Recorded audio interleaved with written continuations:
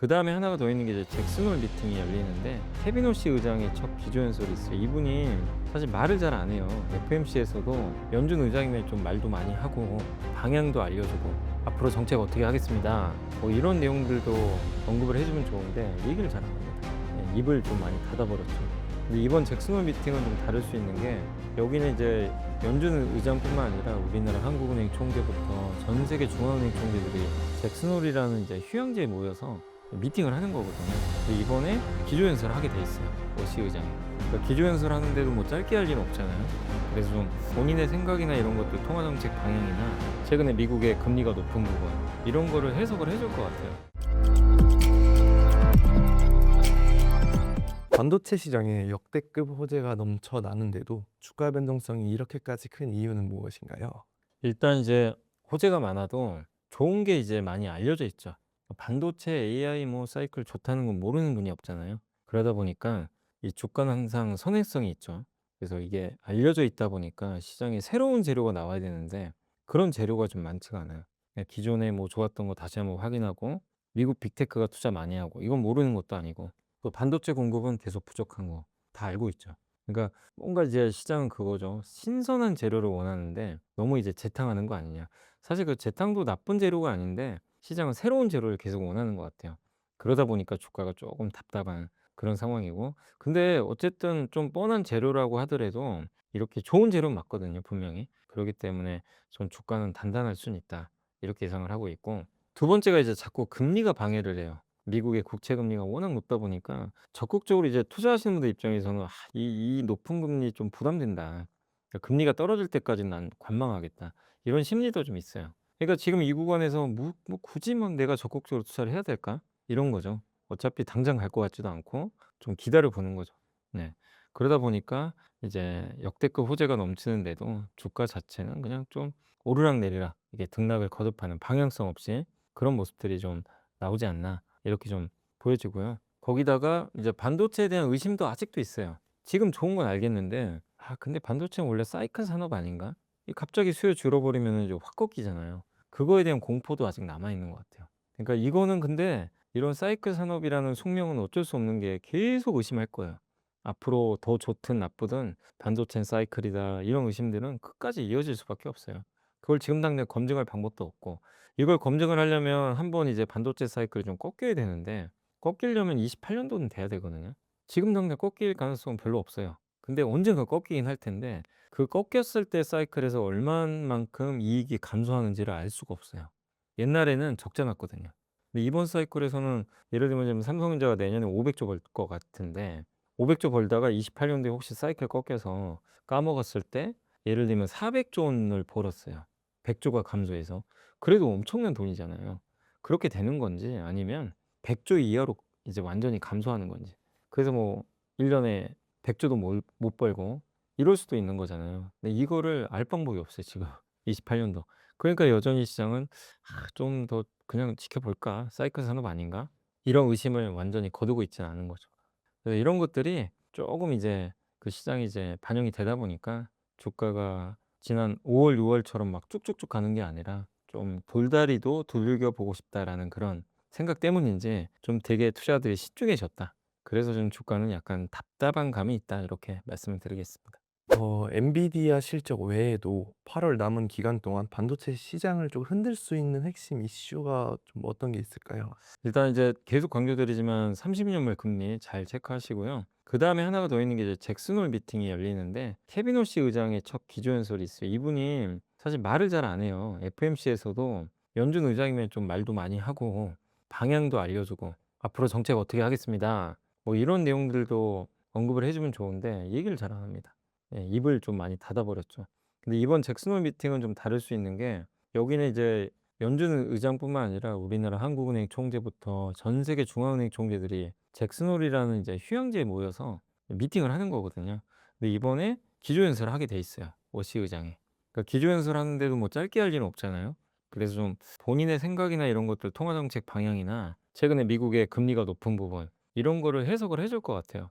그 발언에 따라서 되게 또 시장 분위기가 달라질 수 있으니까. 근데 어쨌든 지금 미국은 올해 한 번 정도 지금 금리 인상하는 게 지금 예상입니다. 예상을 하고 있는데 오시 의장이 뭐 물가를 좀 불편해하는 듯한 그런 발언을 한다면 금리 인상할 가능성이 높아지잖아요. 물가를 잡아야 되니까. 그럼 시장은 좀 눌리겠죠. 근데 완화적인 발언할 수도 있어요. 그럼에도 불구하고 물가가 좀 높고 그렇다 하더라도 "성장에 쪼금 문제가 생긴 것 같다. 경기를 좀 돌아봐야 된다." 이런 발언을 해 버리면 금리를 인상할 가능성은 거의 없어지거든요. 그래서 발언을 어떻게 하느냐에 따라서 좀 달라질 수 있기 때문에 엔비디아 실적 말고도 일단 우리가 좀 확인을 해야 될 건 가장 가까운 시일 내에는 이 워시 의장의 첫 기조 연설이 되지 않겠냐 이렇게 보고 있고, 두 번째는 역시 그 베라 루빈이 이번에 나오거든요. 그러니까 엔비디아의 최신 AI 플랫폼 이름이 베라 루빈입니다.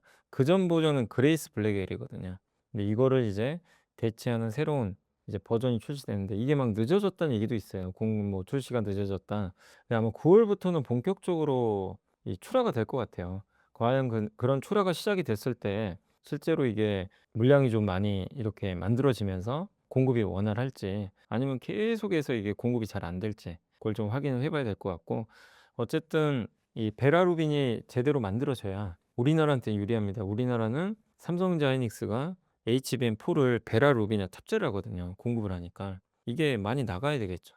그래서 그런 것들을 9 월에 한 번 더 우리가 확인이 가능하지 않겠냐 이렇게 생각하고 있어서, 베라루빈이라는 AI 플랫폼이 제대로 이제 AI 데이터 센터 쪽에 공급이 되고 탑재가 되는지 그 부분도 한번 좀 이제 9월 달에 확인을 해 보시면 좀 좋지 않을까 이렇게 좀 보여지고, 그다음에 뭐 아직은 좀 물론 좀 나왔지만 아까도 좀 말씀드렸지만 올해 하반기 최대 이벤트는 아무튼 중간 선거죠. 예, 중간 선거니까 중간 선거 이벤트 앞두고는 쪼금 시장이 흔들리지만 중간 선거에서 각 정당의 정책이 나올 거예요. 그런 정책에 따라서 약간 변동성은 나올 수 있으니까 중간 선거도 한번 염두에 두시면 좋을 것 같습니다. 삼성전자, SK 하이닉스 이제 보유자분들이 고민이 많은데요. 이제 차익 실현과 매도 시점 언제쯤으로 보는 것이 조금 좋을까요? 근데 사실은 이게 참 어렵죠. 지금도 고민되실 거예요. 하루하루 이렇게 주가가 어떻게 보면 추세적으로 움직이는 게 아니라 뭐 하루 오르면 하루 빠지고 지치죠. 그러니까 참 오늘 팔고 내일 후회할 가능성도 있고, 그죠? '아 오늘 잘 팔았다.' 뭐 이럴 가능성도 있죠. 다음에 어떻게 될지 모르니까. 근데 여러분들이 뭐 단기 매매를 하시고 정말 '나는 뭐 샀다 팔았다를 반복해서 돈 벌겠다.' 뭐 이러신다면 제가 드릴 말씀이 없어요. 저는 뭐 그걸 맞출 능력도 안 되고. 그래서 그런 식으로 하는 분들한테는 답을 드릴 수는 없고, 그러나 삼성전자 하이닉스 같은 경우는 저는 단기 매매는 안 하는 게 좋다고 생각하거든요. 기왕에 들고 계신다면, 내가 비싸게 사신 분도 계시고 저 아래쪽에 낮게 사신 분도 계세요. 옛날에 삼성전자 1 0원 이하에서 들고 계신 분도 분명히 계실 거고 20만 원 후반대에 사신 분도 계시거든요. 각자 처한 상황에 따라 좀 다르겠지만 기본적으로 삼성전자 하이닉스는 지금 메모리 반도체 업황 자체가 워낙 좋고 수요는 구조적인데 공급은 늘지 않거든요. 그래서 메모리 반도체 값은 계속 오르고 거기다 자사주 매입, 소각, 삼성전자는 고배당 이런 정책까지 발표를 했거든요. 그래서 과거에는 우리가 삼성전자 하이닉스를 사면 그냥 시세 차익만 노렸죠. '아 이 정도 오르면 팔아야지. 이 정도 내리면 손절해야지.' 뭐 배당 받자고 삼성전자 하이닉스 투자하신 분은 별로 없거든요. 근데 이제는 하나가 더 생긴 거죠. 네, 배당까지. 그렇기 때문에 저는 지금 구간에서 6-7천 깨지고 삼성전자 하이닉스 지금 PER이 5 배밖에 안 되거든요.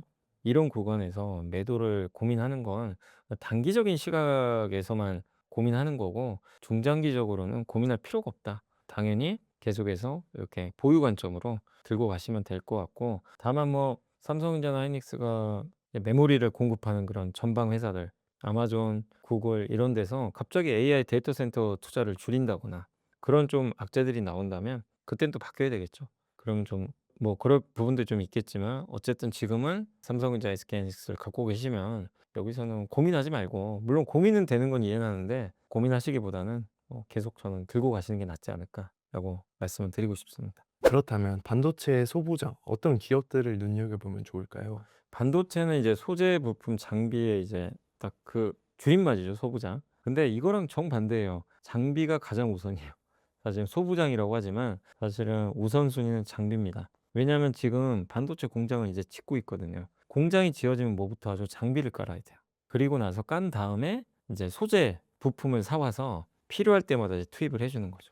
그래서 순서가 장비부터 시작을 해요. 그래서 소재 부품은 쪼금 늦게 이런 사이클을 반영하니까, 그래서 제 생각엔 반도체 장비를 우선적으로 보자. 특히 내년하고 내후년까지 장비 투자가 많이 들어갈 걸로 보고 있고, 실제 최근에 한미반도체가 공시를 하나 내 가지고 어떤 공장을 하나 인수해 버렸더라고요. 아니, 기존 공장을 사 버렸어요. 그거를 반도체 장비 만드는 공장으로 바꾼다고 합니다. 그 얘기는 뭐죠? 지금 반도체 장비 공급이 생각보다 굉장히 부족한 것 같아요. 그래서 27년도는 공급 부족이 더 심각해진다고 하니까, 그래서 반도체 장비 이렇게 보통 공급이 부족한 섹터를 투자하시는 게 좋거든요. 그만큼 병목이 많고, 다만 대체할 수 없어야 돼요. 이 회사가 만드는 제품을 누가 똑같이 만든다, 그럼 공급과잉이 가거든요. 근데 이 회사가 만드는 제품을 남이 따라할 수가 없고 경쟁력이 여전히 높다, 그러면 괜찮은 거죠. 그래서 그런 관점에서 본다면 반도체 장비 사이클은 이제 시작이 된 것 같고, 그런 상황에서 반도체 장비도 투자가 부족해서 공급까지 부족해지고 있기 때문에, 그런 관점으로 본다면 장비 회사들의 실적도 내년까지는 계속해서 저는 좋지 않겠냐라고 예상을 하고 있습니다. 물론 이제 삼성전자, 하이닉스는 조금 밸류가 비싼 편이긴 하지만, 반도체 장비주들도 워낙 종류도 많고 하지만요, 소부장 중에서는 장비 쪽을 한번 눈여겨보시면 좋을 것 같습니다. 그렇다면 현재 시점에서 반도체 이제 장비주 ETF에 투자하는 것은 어떻게 보시나요? 이게 근데 이제 좀 종목 선정이 어렵잖아요. 소부장도 되게 많아요. 뭐 100 개가 넘거든요. 그러다 보니까 뭘 골라야 될지 되게 애매한 분도 있어요. 아니면 차라리 삼성전자, 하이닉스를 해 버려야 되나, 아니면 소부장을 한두 개 섞어야 되나, 되게 고민되실 텐데, 근데 대부분 우리나라 반도체 ETF는 소부장이 섞여 있습니다. 그러니까 삼성전자, 하이닉스 비중이 굉장히 크고 일정 부분 섞여 있는데, 물론 이제 특정 ETF 같은 경우는 소부장만 담고 있는 것도 있어요. 삼성전자, 하이닉스가 없고. 네, 그건 각자의 스타일에 맞게 선택하시면 됩니다. 그래서 저는 개인적으로 일단은 삼성전자, SK하이닉스는 우리나라 대표 기업들이고 코스피 200에 들어가 있어요. 그래서 삼성전자, 하이닉스를 ETF 쪽으로 접근하고 싶으시면 차라리 코스피 200 지수에 투자하는 게 낫지 않나. 어차피 코스피 지수랑 삼성전자닉스 주가가 똑같이 가거든요. 비중이 워낙 크다 보니까.